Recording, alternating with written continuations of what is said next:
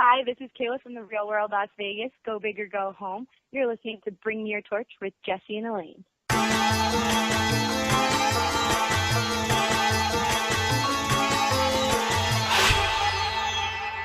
Welcome to another episode of Bring Me Your Torch. I'm Jesse.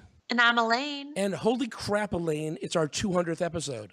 Oh my gosh, I'm so excited. How the hell did this little podcast that could, got to a bunch of subscribers, a bunch of Twitter followers, a bunch of listeners, and 200 episodes? Oh my God.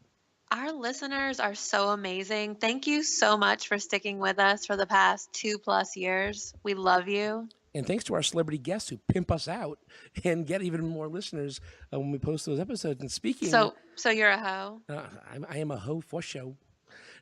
Speaking of celebrities, though, that hopefully are going to pimp out this podcast, we have a very special guest today. We have Jenna from Timber Creek Lodge. I'm excited. Let's get talking to her. Let's give her a call. On the phone, we have one of the stars of the new hit show, Timber Creek Lodge. You can see it on Bravo every Monday night. Jenna, welcome to the show. Hi, thanks for having me. This week has been, I would say, interesting for you after the last episode. But before we get to that, can you tell me a little bit about yourself? You know, what goes on with you when you're not in the show, or even before you got on the show? Well, I am 28. I'm living in LA. I've been working in the dental field for quite a while. I got the job to work in Canada. It just kind of seemed like a once-in-a-lifetime opportunity. You know, clearly it wasn't something that I had ever really done before, but I gave it a shot and I ended up having so much fun and learning a lot, and it was great. But now I'm back in LA trying to figure myself out again.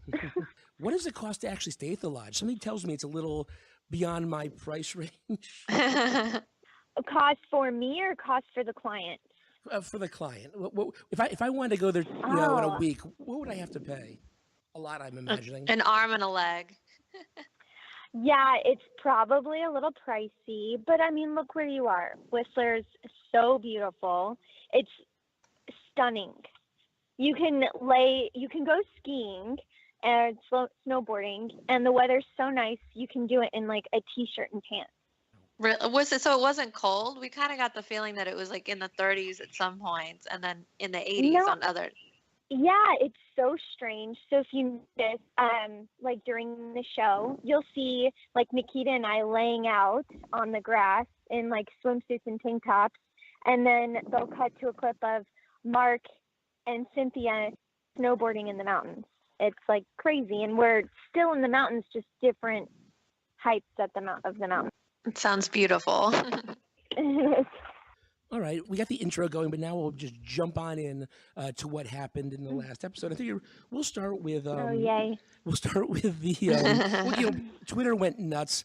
I saw you posted a lot, and the first part we'll kind of tackle is the section where you had mentioned stuff about men ruling. Trump came up, and you got into it. I think with Nikita, and you said something along the lines of a man should rule because women are too emotional, and that set a lot of people off, and you got a lot of angry tweets. Do you want to talk a little bit about that? Honestly, I think it's terrible that people only take to social media for negative comments. I feel like we should all like uplift and empower people, but unfortunately that's just not how it goes. But people watching the show have to realize that we're recorded hundreds of hours, and the people recording us have to condense that into, an hour-long show.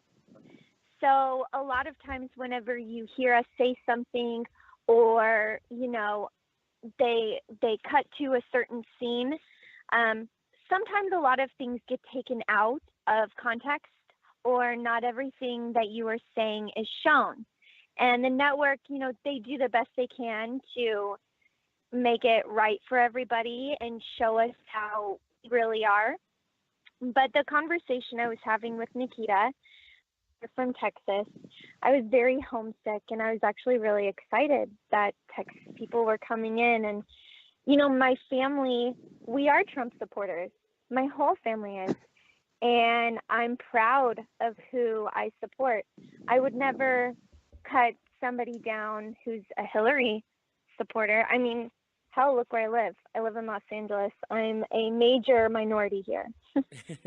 But, you know, I have opinions, and, you know, I'm not saying that a woman should never be ruler, and that's what I'm sticking to. But, you know, when it came between the two people who were running for office, you know, that's just how I felt at the time, and that's what I said. And, you know, take it how you want it, but that's just how I feel.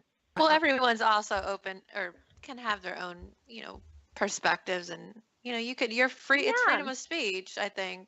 Yeah, I think I don't understand how people think it's okay. Oh, you don't think like me. Oh, you have a different political view than me. You are wrong. You are an idiot. I'm like, wait a minute. No, that's not true. I just think differently. Yeah, you know, Trump is not for me, but half the country disagrees. but half the country disagrees with me. So, you know, what are you going to do? Exactly. I mean, it's a pretty 50-50 situation. So, I know I'm not the only person in the world who thinks like this, but a lot of people are very silent when it comes to politics, which is smart. But, you know, it got brought up, and I chose to say just a little bit of how I felt. I spent 10 years working in Washington, D.C. in Congress and as a lobbyist. So I'm one of those people that seems to just talk about it constantly, which you're not supposed to do. I bring it up on dates, which is probably why I'm still single. Yeah. No, it's okay. No, it's totally fine. You just got to find somebody who enjoys politics as much as you do. Or your same viewpoint. Yeah, or your same viewpoint. Or they can just, you enjoy the banter. You don't have to necessarily think the same way. Paula Abdul said, opposites attract. That's right. Well, the other thing that caused a huge issue was your reaction to Mark. One of the guests who happened to be gay was flirting with Mark, and he flirted right back, trying to ensure a good tip. I don't know if that was the reason why he was doing it. I personally sided with you, but Twitter blew up on that as well. Of that course. made you kind of uncomfortable. What do you think about that now that you look back on it?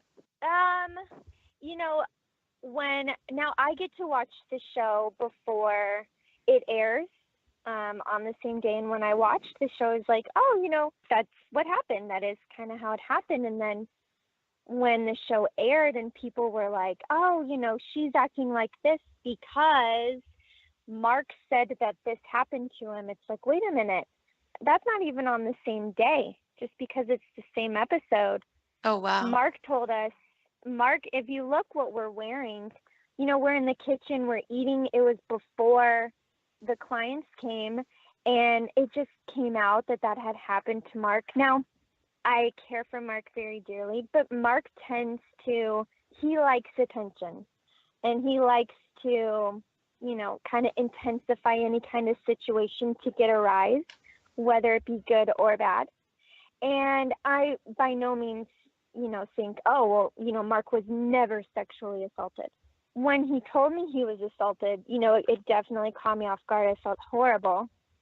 But then when the people came, it was like he was kind of almost trying to rub it in my face. Not necessarily that he had been assaulted, but he just wants a tip. And at the end of the day, if he's going to flirt with a guy, he's going to flirt with a guy. And it was hard for me to watch.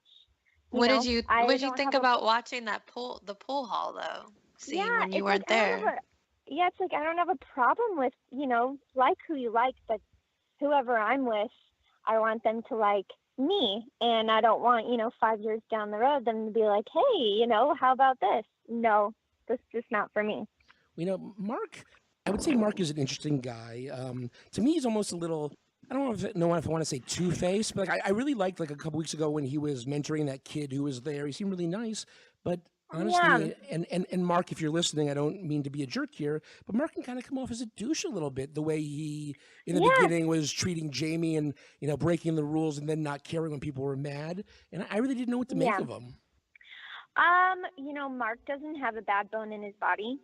He's a very kind-hearted person. He would honestly do anything for anybody. But Mark he has only child syndrome. He likes attention, and that was his goal. in his job was to kind of be the leader and be on top. And, I guess it's working out in his favor if that's what he wants. It's hard to define Mark, isn't it? He's an enigma. Yeah. Yeah. I mean, I get Mark, and, he is he's Mark, and you kind of just accept him and move on. I don't want to sit here and bash Mark because he has so many good qualities, but there's a few things that I don't care for. But how did your family react when they saw Mark and then they kind of saw you in some of those more risque scenes?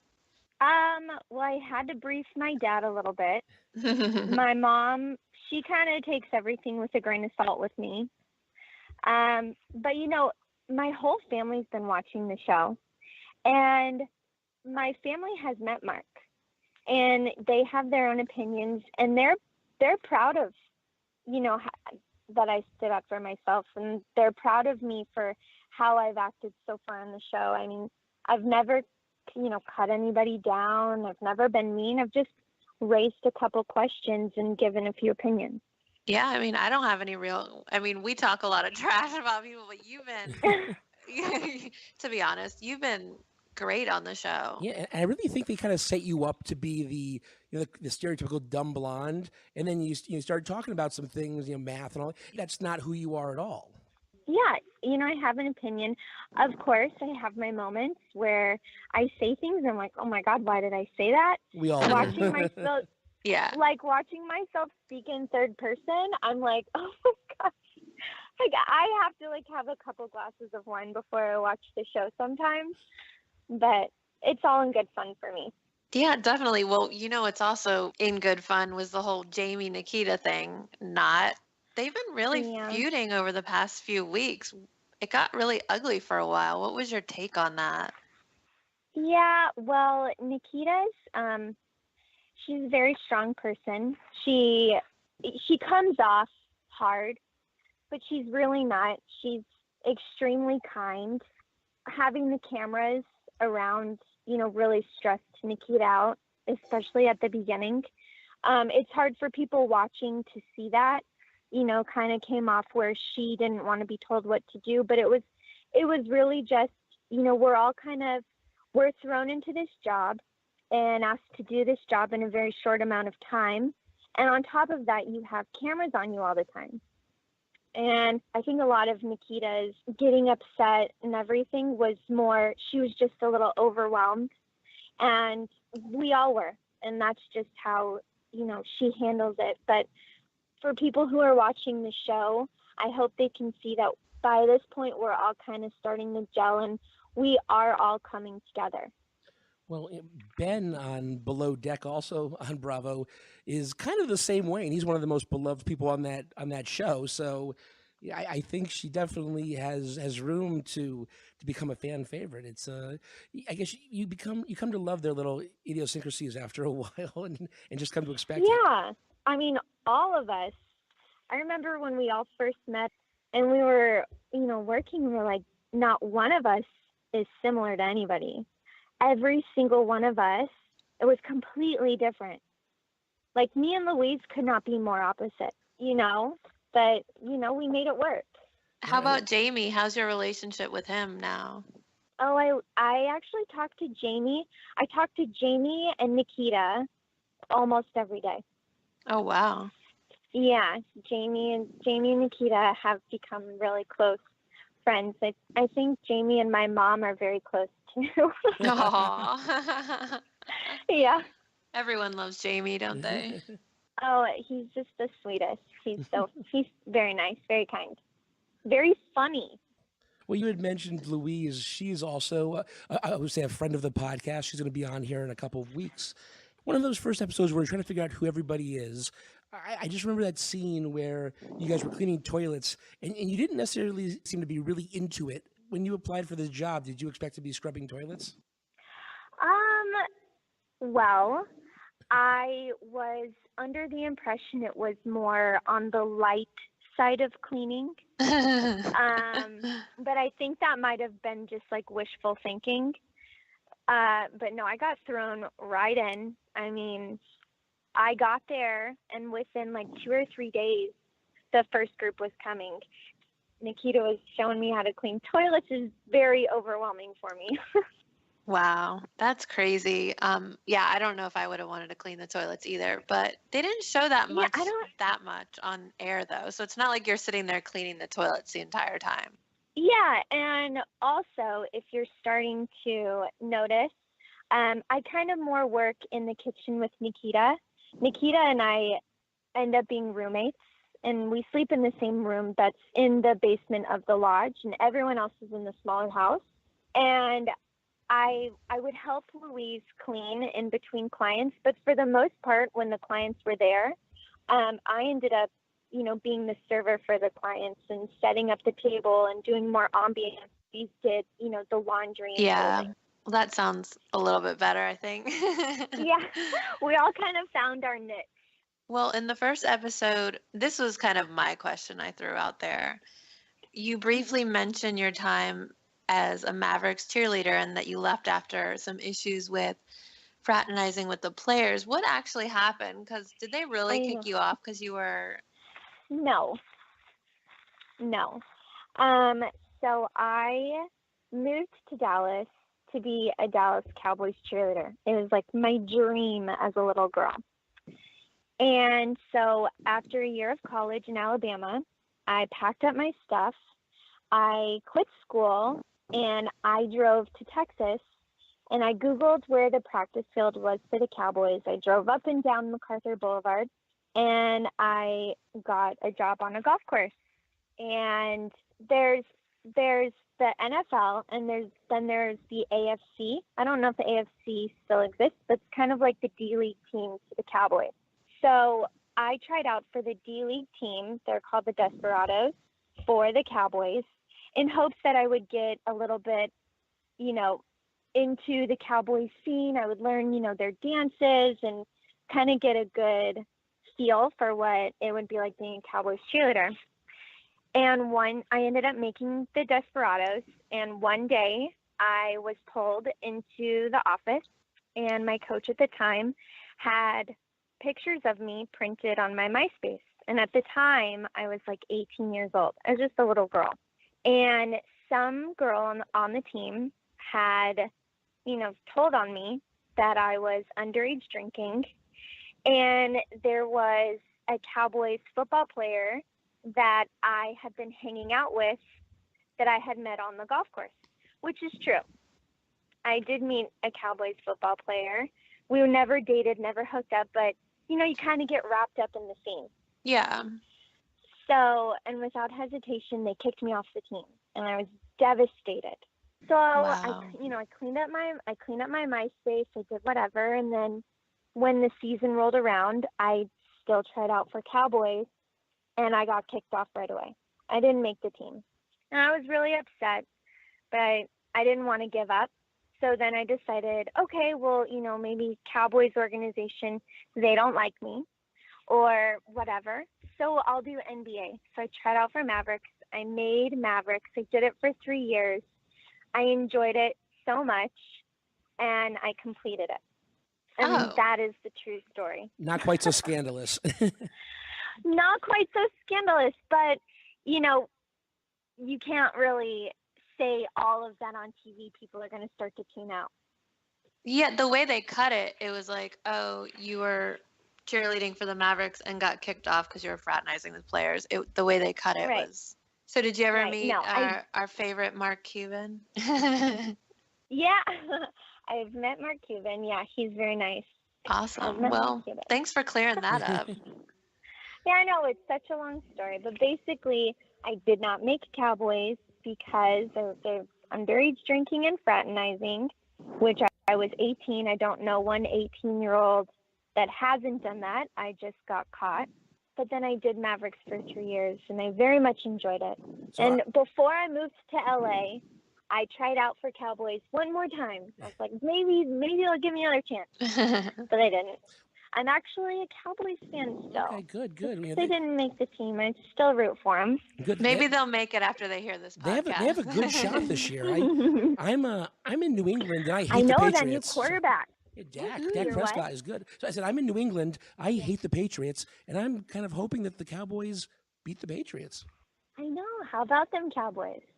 If you had asked me in the 90s, I never would have said that. But yeah, how about them Cowboys? Now, when I was Googling your name, seeing if I could find anything out there, and I saw that this wasn't actually the first show you were on. You were on an NBC show called Love in the Wild too. What was that like? Oh my gosh, that was, I can't remember if that was right before or right after I did Mavericks. I don't remember.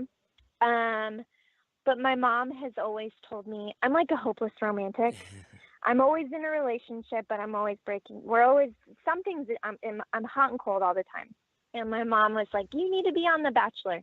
To this day, she still tells me that. You should be one of those Bachelor girls. So you should. That's a good idea. Yeah.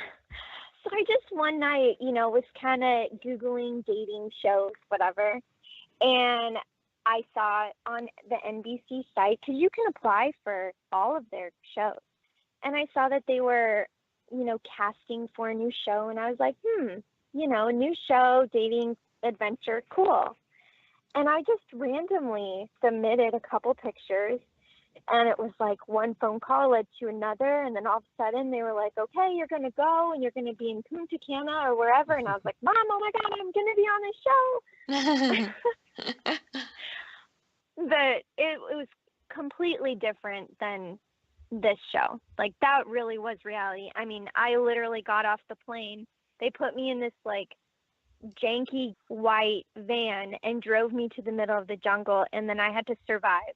Like, it was crazy. Jeez. And that was hosted, I think, by Jenny McCarthy, and she's nuts, but she was one of my first childhood crushes, I would say, as a kid. So yeah, I'll always ride beautiful. for her. Yeah. Yeah, she's funny.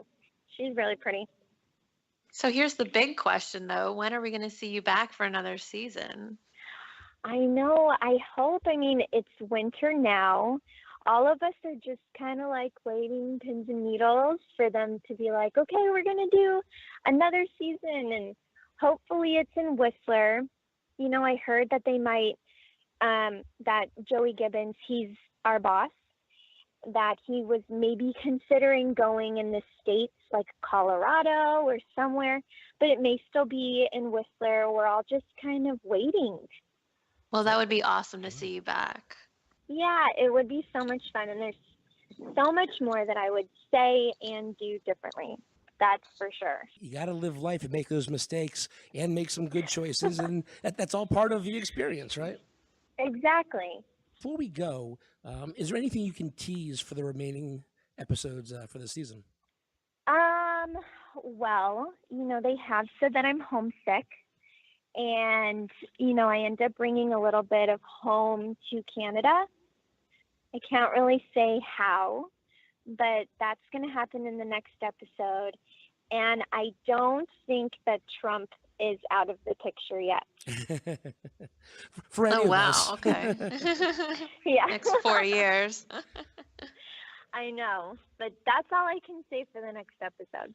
Great. Well, it's been a pleasure having you on the show and clearing up some of the stuff that happened and just letting you speak your piece. I think it's only fair to listen to people before you judge them.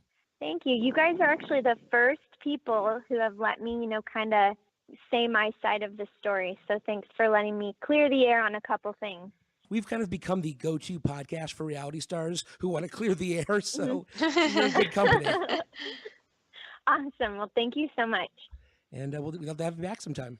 Definitely. All right. Thanks. You guys have a good one. Well, that was very informative and very, I don't want to say racy in parts, but she didn't hold anything back. I love talking to her. She was such a sweetheart. Yeah, she really was great. And she deserved a chance to tell her side. Whether you agree with her or not, she deserves a chance to speak her piece. So we gave that to her. And I'm looking forward to talking to Louise in a week or two, too, and maybe get another point of view from Timber Creek Lodge. Definitely. All right. Now, if you've listened to this wonderful podcast, you can go to our website at www.bringmeyourtorch.com. But where else can you go? Facebook.com/bringmeyourtorch or Twitter.com/bringmeyourtorch without the H. No H. You can go to iTunes and give us 5 stars and a wonderful review. You can go to YouTube and listen to us if you want to, give us a couple pennies here and there. Or you can even go, if you have an Android phone, just go to Blueberry, go to Stitcher, go to any app that has us on. We'll be there. It'll be great. It'll be wonderful. And after you listen to us in every possible place and Google us in every possible inch of the internet, I want you guys to remember that you may have come here as a stranger, but you're leaving as a friend. We'll see you on the 201st episode of Bring Me Your Torch. Bye.